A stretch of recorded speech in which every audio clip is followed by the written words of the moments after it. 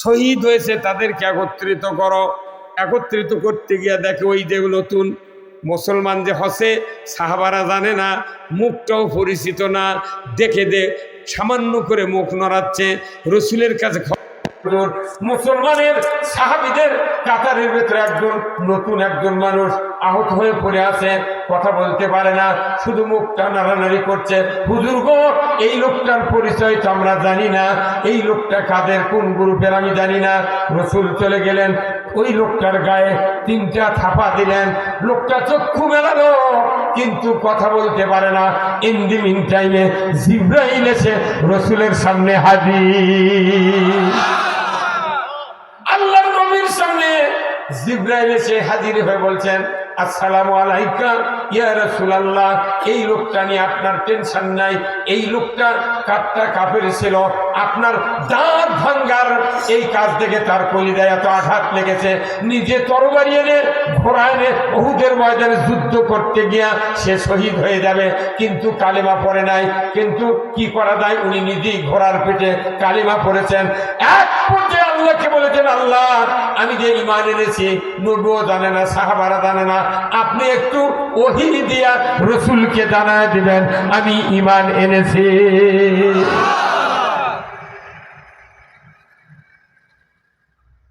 আমি সেই খবর দিবেন ইয়া রাসূলুল্লাহ। তো রাসূল খবর পায়, বলছে যে এই লোকটা আপা দেখো, এই লোকটা জান্নাতি জান্নাতি জান্নাতি। একটা সেজদা দেয়নি, একটা সেজদা দেয়নি, তাই জান্নাতি।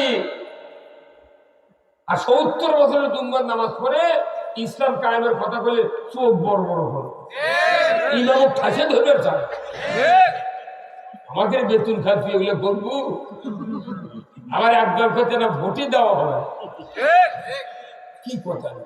আর ওই কাফের ঈমান এনে একটা সেজদা জীবনে দেয়নি, জান্নাতে চলে গেল, কথা ঠিক। আমরা এই দেশে সবাইকে নিয়ে ইসলাম কায়েম করতে চাই। ইসলাম কায়েমের কাজ সবচেয়ে দাবি আবাদত, এত বড় দাবি আবাদত পৃথিবীর কোথাও নাই।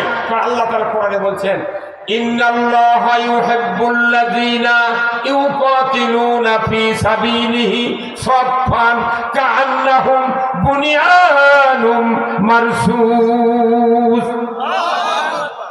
সূরা সাফ 4 নম্বর আয়াত আল্লাহ বলেছেন, নিশ্চয় আমি আল্লাহ ওই ব্যক্তিদেরকে সবচেয়ে বেশি ভালোবাসি যারা সীসা ঢালা প্রাচীরের ন্যায় ঐক্যবদ্ধ হয়ে আমার জমিনে আমার বিধান আমার আইন কায়েমের আন্দোলন করে, চেষ্টা করে, রাজনীতি করে। এই লোকেদেরকে আমি রব্বুল আলামিন সবচেয়ে বেশি ভালোবাসি। যাদেরকে আল্লাহ ভালোবাসে তাদেরকে দুনিয়ার সরকার ফাঁসি দেয়। যাদেরকে আল্লাহ বেশি ভালোবাসে তাদেরকে মামলা দেয়। তখন লোকেরা পায় না, আবার করছে খালি মরিয়া দেখ পাতালে বাঙ্গি ভাবছে, বাঙ্গি তো পাতে খারাপ হবে, আর ইসলামের বিরোধিতা করলে বাঙ্গি ভাবছি পাতাল দেখে। কোরআনুল কারীম সূরা মুহাম্মাদের 1 নম্বর আয়াত আমার আল্লাহ বলেছেন, এখানে অনেক হাফেজ সাহেব আছেন, আগামীকাল নয় আজকেই রাতে গিয়ে পড়ে দেখবেন। আমার আল্লাহ বলেছেন, আল্লাযীনা কাফারু ওয়া সাদ্দু আন সাবিলিল্লাহ আ'দাল্লাহু আমালাহুম। যারা অবিশ্বাসী, কোরআনের আইন অবিশ্বাস করে, সুদ হারাম অবিশ্বাস করে, পর্দা ফরজ অবিশ্বাস করে, জিনা হারাম অবিশ্বাস করে, দুনিয়ার জমিনে অন্যায় যত চলে কোনো তার বিরুদ্ধে কোনো পরিকল্পনা করে না, কথাও বলে না, আন্দোলন করে না, অথচ তারা নেক আমল করে, শুধু নেক আমল করেই ক্ষান্ত হয় না। যারা এই অন্যায়গুলি উদ্ধার করার জন্য রাজনীতি করে, অর্থনীতি করে, যারা আন্দোলন করে, তাদেরকে বাধা দেয় শক্তি দিয়ে, হাত দিয়ে, মামলা দিয়ে, জেল দিয়ে, জুলুম দিয়ে, কথা ঠিক কিনা? এদেরকে বাধা দেয়। আমার আল্লাহ বলেছেন, আ'দাল্লাহু আমালাহুম, আমি রব্বুল আলামিন তাদের নেক আমলের কারণে সমস্ত নেক আমল ধ্বংস করে দেব, কিছুই পাবে না। একদিকে মসজিদ করে ঝলক তুলিচ্ছে, হাসি দিচ্ছে, আর একদিকে মডেল মসজিদ বানাচ্ছে, তো ধুইয়া খাওয়া লাগবে মসজিদ। কোরআনে ওষুধ মোট আছে, কিন্তু এই ওষুধ প্রচার করার বাস্তবায়ন করার লোক না। ভাই আমার, আল্লাহ রাব্বুল আলামিন রাসূলকে দায়িত্ব দিলেন নবুয়তের, জোরে কোন আল্লাহু আকবার। আল্লাহ কোরআনে সূরা সফে বললেন, ওয়াল্লাযী আরসালা রাসূলাহু বিল হুদা ওয়া দীনিল হক লিইয়ুযহিরাহু আলাদ দীনি কুল্লিহি ওয়ালাউ কারিহাল মুশরিকুন। তিনি সেই সত্তা যিনি তার রাসূলকে প্রেরণ করেছেন সত্য হেদায়েত দিয়া, জীবন ব্যবস্থা দিয়া। এই জীবন ব্যবস্থা আমি পাঠিয়ে দিয়েছি রাসূল, মানুষের তৈরি করা সব জীবন ব্যবস্থা আপনি উৎখাত করে দেন, আমার জীবন ব্যবস্থা বিজয় করেন। এতে করে কাফের মুশরিক বেদিনের কলিজায় যত জ্বালা হোক আপনার পরোয়া করার কোনো দরকার নাই, আপনি ডাকিয়া। আর আমরা ওই নবীর ওয়ারিস, আল উলামা ওয়ারাসাতুল আম্বিয়া, ওই নবীর ওয়ারিস মসজিদে ইমামতি করি, মসজিদে বক্তৃতা দেয়, এত সোদারে খুতবা যা আছে এদের করি, মানুষ হেদায়েত হয় না। এত বক্তৃতা আমরা দিচ্ছি, সার্কুলার, এই সার যখন চাকরি বাদে তখন সার্কুলার দেখেই তো ঢুকে যায়। আমরা মসজিদে সার্কুলার দিচ্ছি, নামাজ কায়েম করেন, পর্দা ফরজ করেন, চুরি করবেন না, জানা করবেন না, ঘুষ খাবেন না, দুর্নীতি করবেন না, পিতারা কন্যাকে ফাঁকি দিবেন না। এইগুলি সার্কুলার। বলুন তো, বক্তার সার্কুলার, ইমামের সার্কুলার, তাফসীর কারকের সার্কুলার, এইগুলি কি বাংলাদেশে কোনদিন কায়েম হবে? কেন হয় নাই কন্ত? রাষ্ট্ররাও সে তার আলাদা, তার কারণ যে এই হুজুরকে হাতত ক্ষমতা কি নাই, হুজুরকে খালি সার্কুলার আছে, ক্ষমতা নেই। কিন্তু মুমতাজের মতো একটা গায়িকা সংসদে গান বললো, ফাট্টা দায় বুকটা ফাট্টা দায়, এই সংসদের দরকার নেই। দীপুমণি শিক্ষামন্ত্রী উনি বললেন, বাংলাদেশে বহু ধর্মের জাতের বাস, সকল ধর্মের লোক সকল ধর্ম জানতে হবে। মুসলমানের ধর্মের ভেতরে হিন্দুর দেবদেবীর ছবি দাও, হিন্দুকে বই পুস্তকের মধ্যে মুসলমানের মনীষীদের নাম দাও। হঠাৎ করে দীপুমণি সংসদে বলল, অনেক দিন হলে লেখাপড়া হচ্ছে প্রাইমারিতে, কিন্তু মানুষ আলু ভর্তা বানায়, লবণ কম হয় কেন? অতএব আলু ভর্তা বানান শিখাতে হবে। আবার বলতেছে, অনেক মানুষ লাফালাফি করে, কিন্তু ব্যাগ একটা মখলুকাত নমরুদের আগুন প্রস্রাব করে ভিজিয়ে দিতে চেয়েছিল, যে নমরুদের আগুনটাকে ভিজিয়ে দিয়ে ইব্রাহিম আলাইহিস সালামকে বাঁচাতে চেয়েছিল, ওই ব্যাঙের মতো লাফান। এই ছাত্রদেরকে শিখান দরকার। আর একজন কথা, অনেক দিন যে অনেক দিন হলে দেশের সাইকেল চলে, সবাই তো সাইকেল চালাবে, চালে না, জানে না। তাই প্রাইমারি ছাত্রকে যদি সাইকেল চালানোর ট্রেনিং দেয়, একজন সাইকেলের ড্রাইভার থাকবে, সবাই ড্রাইভার। সেই দিন প্রাইমারি মাস্টাররা তিন সাইকেল চালাবে, আবার ব্যাংকের মতো কাউবে। এত বড় বাজে কাম সংসদে বক্তৃতাতে সার্কুলার দেশে। বলেন তো, এই সার্কুলার কি বাংলাদেশে কায়েম হয়নি? কারণ কি, এই বাজে কামের সার্কুলার দেশে ক্ষমতা আছে বিদায় এটা কায়েম হচ্ছে। আর কোরআনের কথা আমরা বলি, মসজিদের ইমামরা বলি, হাতে ক্ষমতা নেই দেখে কিয়ামত 1200 বার হবে, কিন্তু কোনদিন কায়েম। তাহলে সব বাদ আগে হাতে কি লাগতে হবে? কে? ক্ষমতা। এখন অনেকে কয়েছে ক্ষমতার কথা কোনটি পালিত না।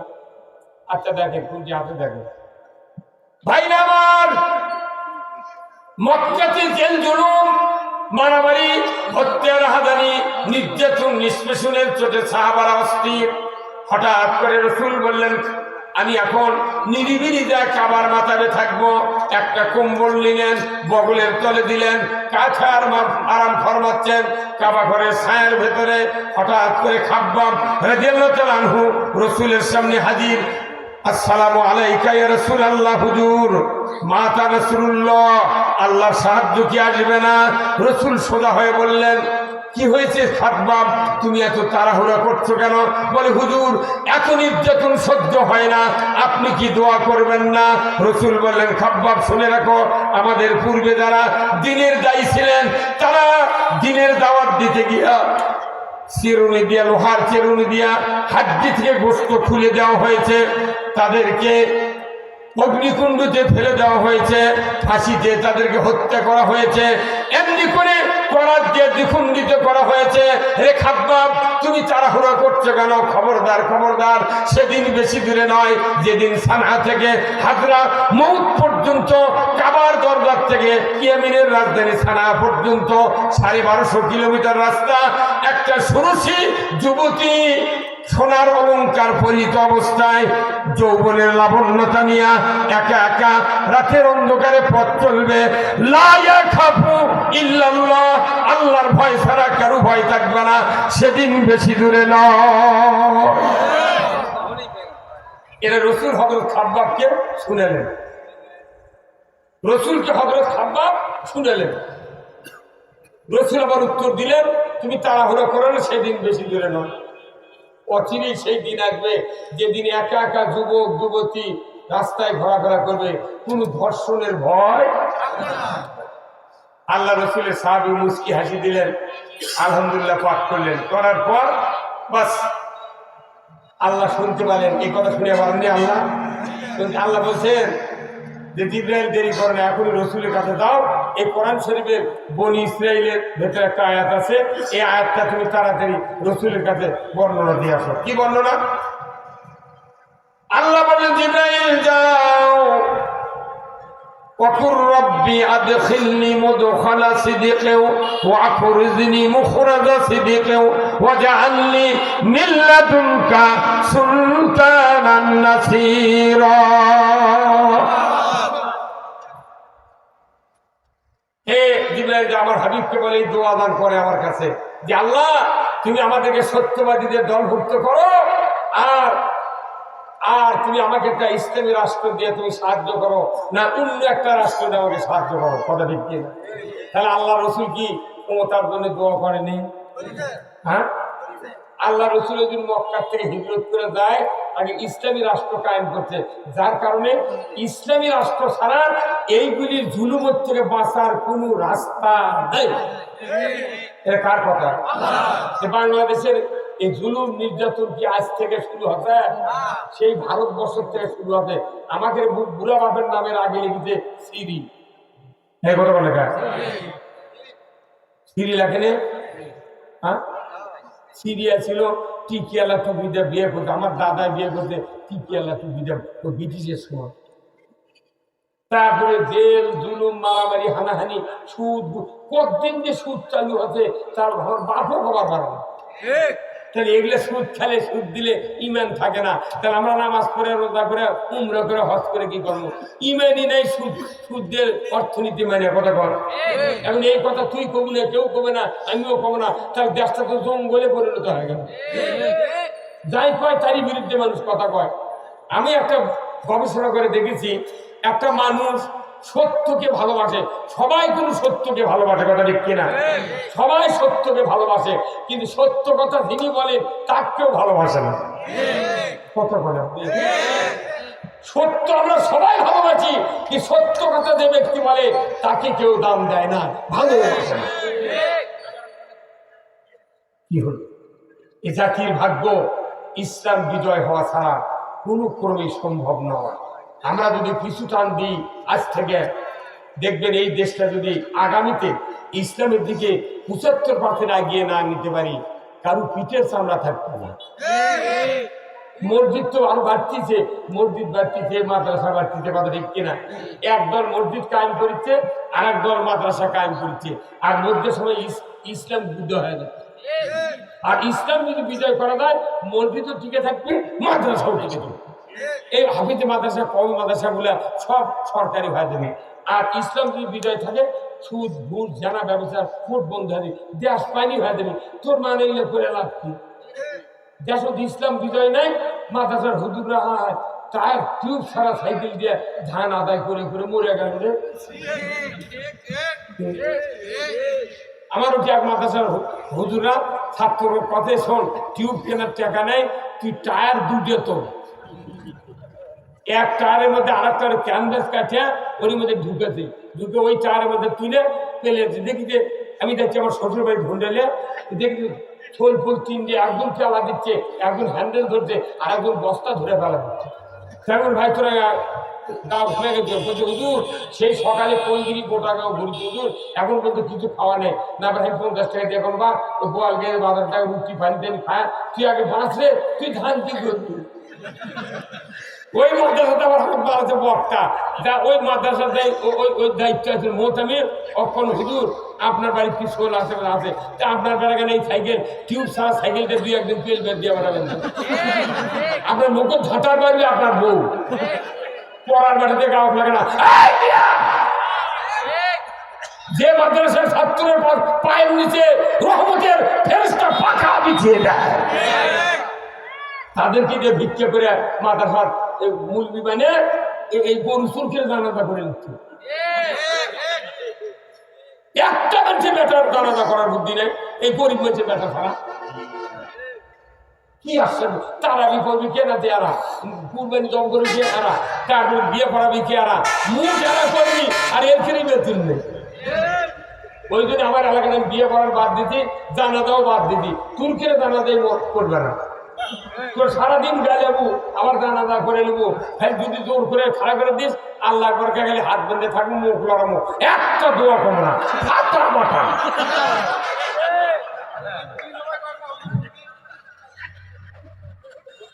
মুসলিম আমি, সৈনিক আমি, আমি চির রণবীর, আল্লাহকে ছাড়া কাউকে মানি না, নারাই তাকবীর।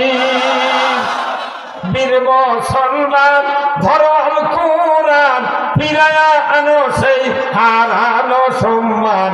বীর মুসলমান নারাই তাকবীর, আল্লাহু আকবার, তোলো ধ্বনি ধরায়া রাখবার। বীর মুসলমান ধরো আল কোরআন, ফিরায়া আনো সেই হারানো সম্মান। বীর মুসলমান আমরা বীরের যান। আজ কিন্তু আমরা হুজুরা বুঝতাম যে ইসলাম বিজয় হলে কি উপকার, পাগল করা হয়ে যেতাম খালি ইসলাম বিজয় করার জন্য।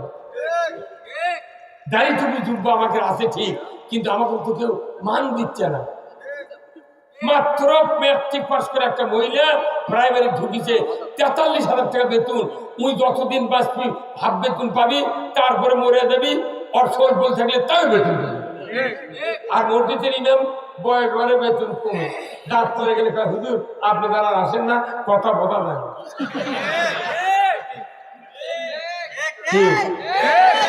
আর প্রাইমারি মাস্টাররা বলে 75 বছর হারুয়া বেতন পায়, হাড্ডি বেতন। প্রাইমারি মাস্টার তো মরার আগে ডাক্তার লিখে করে থেকে দেয়, ওই বউ শোনায় সোয়াগা।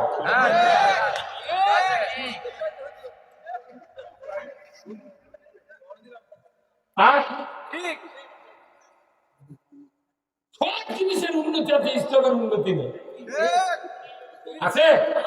তাতে সরকার আইন করছে, যার দাঁড়িয়ে আছে তাই পুলিশের চাকরি করে পারবে না। কি ব্যাপার এখন এসে দেয়াল ভালো হয়ে গেছে, ওসি এসপিরা দাঁড়িয়ে আঘাত করছে। সেদিকে রংপুর তারাগঞ্জে গেছি, দেখি ওসি এসে বলছে মনে হচ্ছে প্রধান বক্তা। আল্লাহ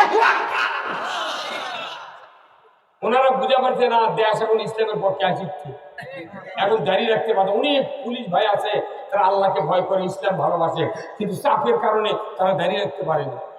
আর এখন বড় বড় অফিসাররা মাস্টাররাও দাঁড়িয়ে কিছু করছে না, আসলে দরকার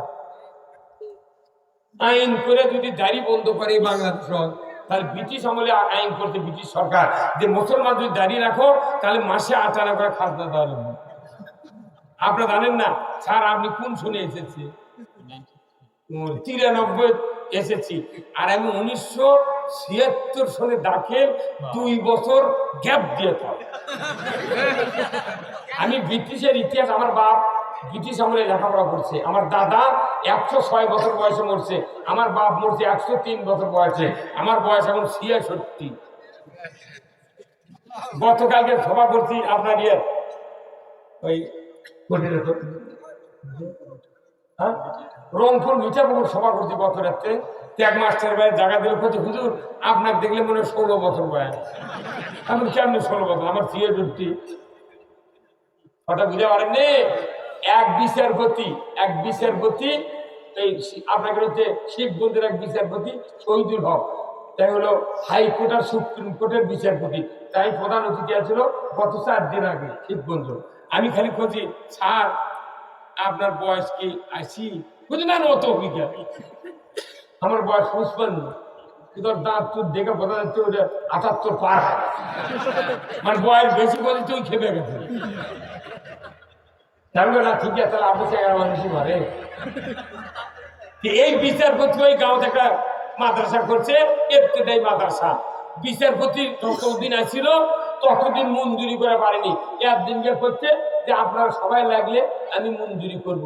তখন আমি কোনো শোনেন, আপনি যে কথা করছেন, আপনার যখন ক্ষমতায় ছিল তখনই পারেননি। আগেকার দিকে খোনার গঠন করছিল যে 30-এ বিদ্যা 40-এ ধুন, এরপরে লণ্ঠন এটা করছে ওই সভা ধরি সাক্ষী। বাপরে মরদিরে, ওই লোকটা রিটায়ার্ড হয়ে গেছে বিচারপতির পদ থেকে রিটায়ার্ড। তুই মরে যাবি তো মাদ্রাসা বিল করতে পারবি। আমি বলছি আমি যদি ফোন করে দিই আপনার বিল হবে, জানেন আপনি? মরদ আছে আমার ঢাকা ওই মাদ্রাসা বোর্ডে। বলছে হুজুর তাহলে হ্যাঁ আপনার ব্যর্থতা, আপনি বিচারপতি গ্রাম যে গায়ের মধ্যে একটা গাড়ি ঘোড়া আছে না, এই গাঁও ভালো বড় বিয়ে করবে না, মুখ করতে কিনে বলি। যে গাঁও বিচারপতি থাকলো হাইকোর্টের বিচারপতি, সেই গাঁও একটা দামি বর বিয়ে করে পারবো না। কারণ কি, হাইটে না বড় রাস্তাতে মাইকোর চড়ানো। আমার মাইকোর হচ্ছে 1.5 কিলো দূরে।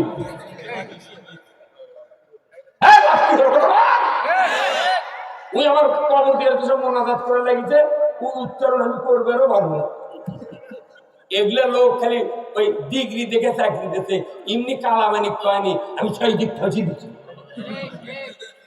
তুই ওর কলার কথা সুযোগ আছে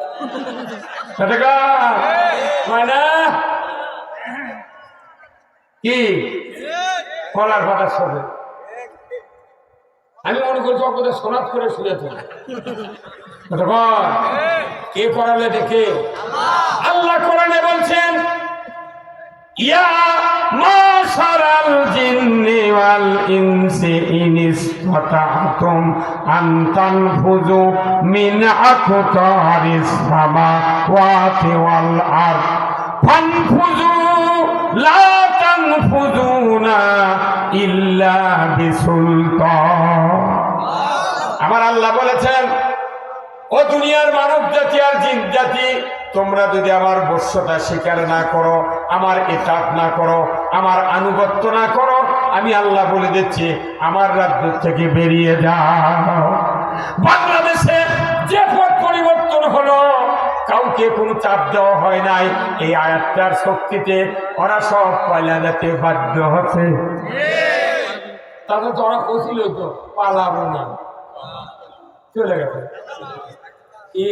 এই কোরআন শরীফের এত এত শক্তি, এই একটা আয়াত এই ভারতবর্ষে 850 বছর আগে লক্ষণ সেন নামে একটা রাজা বলে গেছিল, এখন এসে আবার এই প্রধানমন্ত্রী বলে গেল। কোরআনের এত শক্তি, কোরআনের যৌবন কাল পুরা কিয়ামত পর্যন্ত থাকবে, কথা ঠিক কিনা? এই কোরআনের কোন আয়াত বুড়ো হবে না, শিশু হবে না। পুরা কোরআন বর্তমান কাল, কোরআন দিয়ে যারা বক্তৃতা করবে, কোরআন দিয়ে দেশ চালাবে, পৃথিবীর মানুষের শান্তি হবে, আখিরাতে মুক্তি হবে। এই মুক্তি আখিরাতে আসুক, দুনিয়াতে শান্তি আসুক। কারা কারা চান দুহাত তুলে আল্লাহকে দেখা। এই হুজুরের হাত তুলে লেগা, ওই কয় হুজুর হাত তুলে লেগা।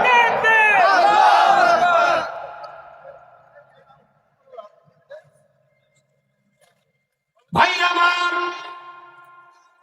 এই কথাগুলি কোরআনে যা আছে, মসজিদের খুতবা যে ধরা হয়, কথা ঠিক কিনা? সানি খুতবাতে আলিমেরা ইমামরা আমরা পড়ি প্রতি শুক্রবারে, আগামীকাল পড়বেন।